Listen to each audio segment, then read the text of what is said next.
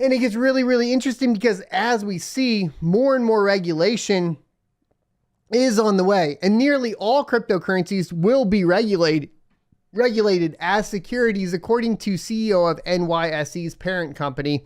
The head of NYSE, parent company Intercontinental Exchange Inc., ICE, reportedly says that the collapse of the FTX exchange will likely have an enduring effect on the crypto market, or on how the crypto market will be regulated. Now, I feel like that's a duh, right? That's a obviously FTX, and the failure of FTX will directly impact how the crypto market will be regulated. The careful thing to put into context here is what the actual target of the regulation will be, right? So in my opinion, right, I think the target of the regulation is misplaced on the cryptocurrencies and blockchain itself, and not placed on these centralized entities that have been brokering between different currencies, right?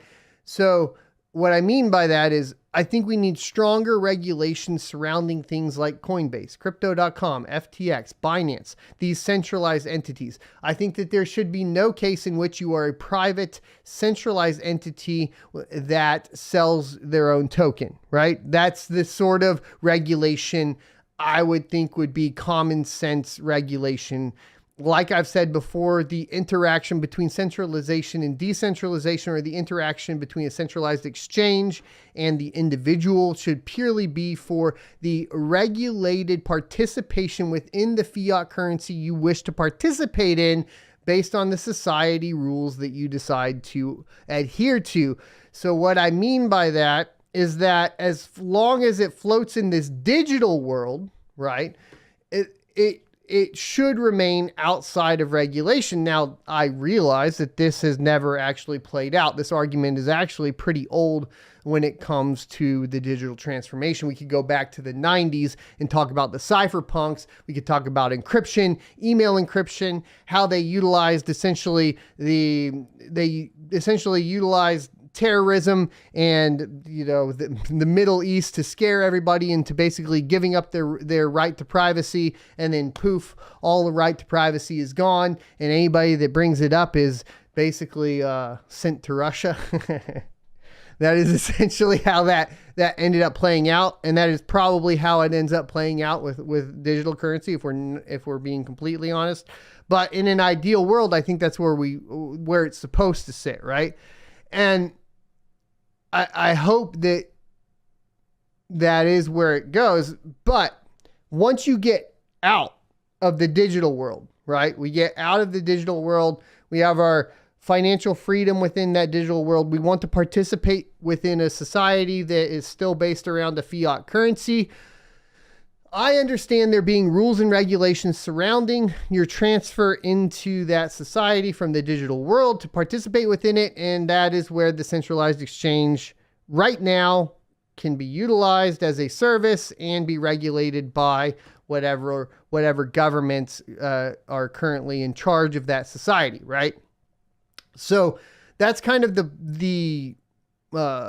my argument surrounding centralized exchanges, where regulation should be targeted, and so on.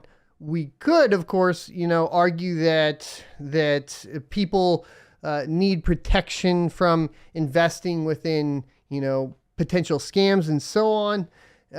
But if your system to get essentially cryptocurrency into the digital world is difficult in the first place as far as regulation goes, and get it back out, then I don't think that regulating within it is as necessary to protect the individual within whatever particular society, right? So what I mean by that is the barrier to entry into, digital finance in general is typically at a slightly higher level. Especially if you want to start participating in things where you're going to get rugged or whatever else might be there. And so I would assume that the IQ level to get to there would be a little bit higher than, say, somebody just buying some Bitcoin on PayPal or Coinbase or whatever, right? And holding it there. Because by and large, that's what you end up with. I'm saying once you get into DeFi and private keys, I think that there is a little bit more of an understanding of how it all functions. But I'd like to hear your thoughts and opinions, of course, in the comment section, and let me know. Let's get into this some more, though. FTX filed for bankruptcy last month. Of course, we know that. The company's founder and former CEO, Sam Bankman-Fried, is facing accusations of committing fraud, including using customers' money to fund trading firm Alameda Research. And Sprecher said during a Goldman Sachs Group Financial Services conference that they're going to be regulated and dealt like securities. And so what does that mean? It means more transparency. It means segregated client funds. The role of the broker as a broker-dealer will be overseeing the exchanges and will be separated from the brokers. The settlement and clearing will be separated from the exchanges. Sprecher says creating new laws to oversee crypto trading is not necessary. The laws already exist, and I think they're just going to be implemented more strongly. Now, do I agree with him that the laws already exist? Sort of. Yes. However, the tools to enforce the laws do not exist and are, to my knowledge, pretty near impossible to actually develop, at least at this time.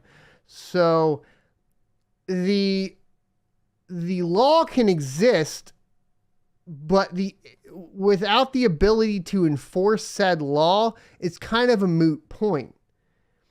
And in the case of like cryptocurrencies, especially once you start getting into DeFi, etc., yes, at the point of centralized exchange where you can pull out, right, you could have regulation.